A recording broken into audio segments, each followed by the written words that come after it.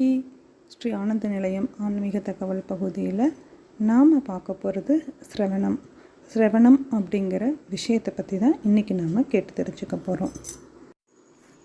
பக்தியில் 9 வகையான பக்தி இருக்குது. அதில் ஒன்று தான் சிரவணம் அப்படிங்கிறது கேட்டல், அதாவது பகவானுடைய திருவிளையாடல்களை கேட்பது, பகவானுடைய நாமத்தை கேட்பது. இப்படி பகவானுடைய கதைகளை நாம் காது வழியாக, அதாவது செய்தியாக கேட்டு தெரிந்து கொள்வது தான் சிரவணம். இந்த மாதிரி தான் ஆண்டாள் தன்னுடைய திருப்பாவையில் கேசவனை பற்றி கேட்டுக்கிட்டே பாடியிருக்கிறார். இதைத்தான் ஆண்டாள் தன்னுடைய திருப்பாவையில் கேசவனை பாடு என்று பகவான் நமக்கு காதுகளை கொடுத்தது கேட்கணும் அப்படிங்கிறதுக்காக. அப்படி அந்த கேட்டல் விஷயத்தில் என்ன தான் இருக்குது அப்படிங்கிறத, அந்த கேட்டல்ங்கிற விஷயத்தில் இருக்கக்கூடிய சிறப்புகளை பற்றி நம்ம கண்டிப்பாக தெரிஞ்சுக்கணும்.